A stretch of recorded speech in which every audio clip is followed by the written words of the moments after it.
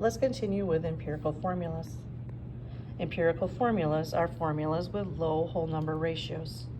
It's important that we can convert from grams to moles. There are 3 basic steps for solving an empirical formula. If the problem gives you its numerical values as percentages, replace the percent with grams. If it's already in grams, keep it in grams. Then convert your grams to moles, and then divide by the smallest mole. At this point, we hope our answer is in a low whole number ratio. However, there will be times where you don't get a low whole number, and that means you have to be familiar with your fractions. So remember, 0.5 is a half, 0.25 is a quarter, 0.75 is 3/4. When that happens and you get a decimal, you have to do a 4th step. You have to multiply your answer by the fraction denominator. What I mean is, 0.5 is the same thing as 1/2. The denominator here is 2, so we'll have to multiply our answer by 2.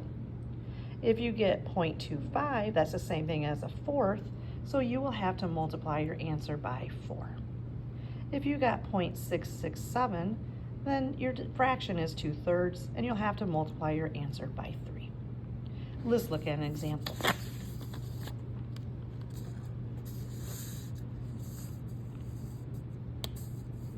Find the empirical formula of a compound that contains 53.70% iron and 46.30% sulfur. You will notice that I copied down the numerical values, but I replaced the percentage with grams.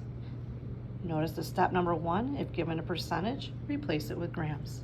So I recorded both of these values as grams. I then convert my grams to moles.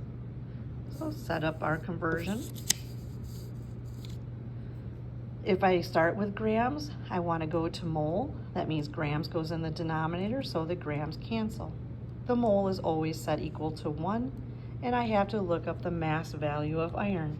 So I go to my periodic table, I find iron, it's 55.85. I then have sulfur, I look up sulfur, and sulfur has a mass of 32.06. I take my given number, I divide it by its mass, and I get these 2 values. My answers now are in moles. So notice I took it out to 4 decimal places. Taking your answer out to 4 or 5 decimal places just makes your problem easier in the long run. So don't round too quickly. Now we divide by the smallest mole. This is my smallest of the 2, so I'm going to divide both answers by that value.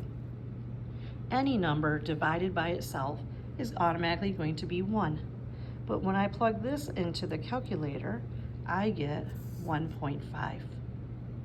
This has a decimal. That means I have to know what 0.5 means. 0.5 is the same thing as 1/2. So in order to get this to a low whole number, I have to multiply it by 2. So I have to take 1.5 and multiply it by 2. If I multiply this guy by 2, that means I have to multiply that guy by 2. So you will see I've taken 1.5, which is 1.5.